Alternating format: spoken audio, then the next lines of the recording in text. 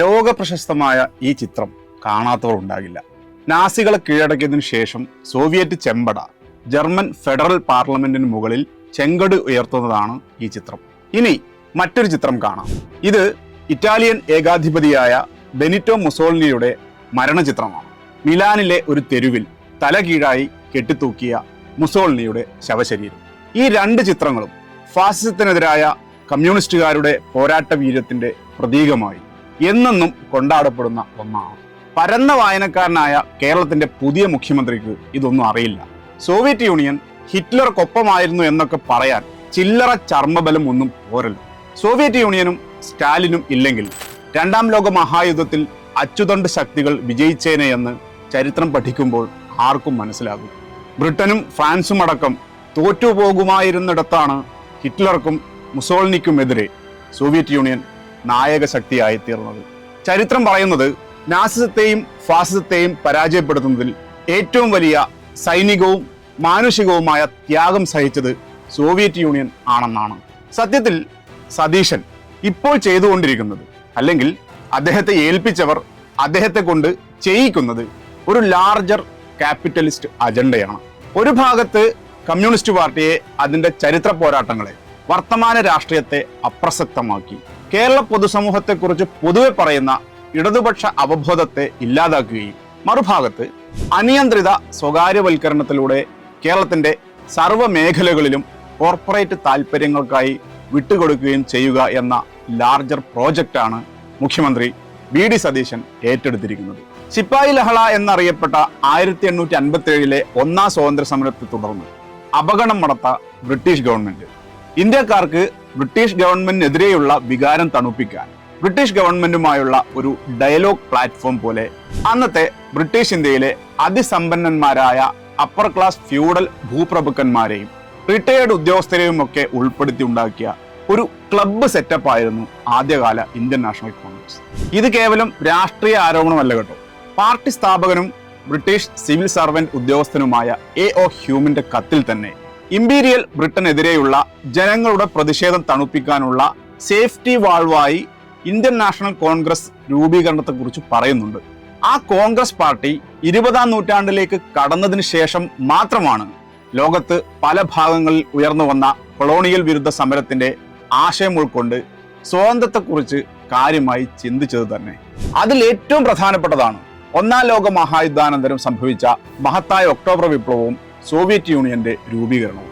Soviet യൂണിയനും communist വിപ്ലവവും ലോകത്തിലെ അനേകം കോളനി രാജ്യങ്ങളിലെ യുവാക്കളെയും സ്വാതന്ത്ര്യ പോരാളികൾക്കും അടങ്ങാത്ത ഊർജം നൽകി.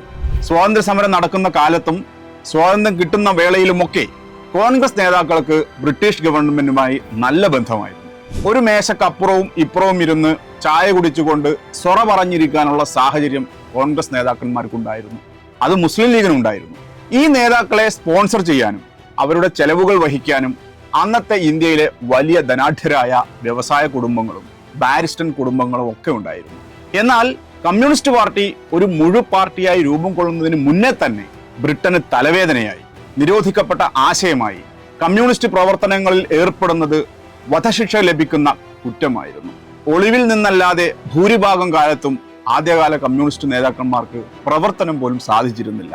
കോൺഗ്രസ് എന്നറിയപ്പെടുന്നത് പ്രിവിലേജ് ആയിരുന്ന കാലത്തെക്കുറിച്ചാണ് സതീശനൊക്കെ കമ്മ്യൂണിസ്റ്റ് പാർട്ടിയുടെ സ്വാതന്ത്ര്യ സമര ഇടപെടലുകളെ പുച്ഛിക്കാൻ തോന്നുന്നത്. ആൻഡമാൻ ജയിലിലെ ചുവരിൽ പതിഞ്ഞ പേരുകൾ പറയും സ്വാതന്ത്ര്യ സമരകാലത്തെ കമ്മ്യൂണിസ്റ്റുകാരെ കുറിച്ച്. CPM-ന്റെ ആദ്യ പോളിറ്റ് ബ്യൂറോയിലെ മുഴുവൻ പേരിലും സ്വാതന്ത്ര്യ സമര പോരാട്ടം നയിച്ചതിന് ജയിലിൽ കിടക്കാത്ത ഒരാളും ഉണ്ടായിരുന്നില്ല. ആത്മഹത്യ ചെയ്ത നാസി നേതാവ് അഡോൾഫ് ഹിറ്റ്ലറിന്റെ ബെർലിനിൽ യുദ്ധവിജയത്തിന്റെ ചെങ്കൊടി നാട്ടുകയും ഫാസിസ്റ്റ് പാർട്ടി നേതാവ് ബെനിറ്റോ മുസോളിനിയെ കൊന്ന് മിലാനിലെ തെരുവ് വിളക്കിൽ തല കീഴായി കെട്ടിത്തൂക്കുകയും ചെയ്ത കമ്മ്യൂണിസ്റ്റ് ഗറില്ലകളുടെ പോരാട്ടത്തെയും ഒക്കെയാണ് മണി ചെയിനിലൂടെ രാഷ്ട്രീയ പ്രവർത്തനം നടത്തി വന്ന നേതാവ് അളക്കാൻ നോക്കുന്നത്. ആ സോവിയറ്റ് യൂണിയന്റെയും മഹാനായ സ്റ്റാലിന്റെയും നേതൃനിരയാണ് ലോകത്തെമ്പാടുമുള്ള കോളനി രാജ്യങ്ങൾക്ക് സ്വാതന്ത്ര്യത്തിന്റെ ഊർജം നൽകിയത്. സ്വാതന്ത്ര്യത്തിന് ശേഷം മോസ്കോയിൽ മഴ പെയ്യുമ്പോൾ ഇവിടെ കുടപിടിച്ചത് കമ്മ്യൂണിസ്റ്റുകൾ മാത്രമായിരുന്നില്ല. അതിനു മുന്നിലുണ്ടായിരുന്നത് കോൺഗ്രസ് ഭരണാധികാരികൾ തന്നെയായിരുന്നു. നെഹ്റുവിന്റെ കാലം തൊട്ട് ഇങ്ങോട്ട് ഇന്ത്യയുടെ ഉറ്റ ചങ്ങാതിയായിരുന്നു സോവിയറ്റ് റഷ്യ. ഇന്ത്യയുടെ ഊർജ വിവര സാങ്കേതിക സൈനിക വളർച്ചയിൽ മുഖ്യ പങ്കുവഹിച്ച രാജ്യം. തിരിച്ച് ഐക്യരാഷ്ട്ര സംഘടനയിലടക്കം സോവിയറ്റ് റഷ്യക്ക് പിന്തുണയുമായി നിന്നത് ഇന്ത്യയായിരുന്നു.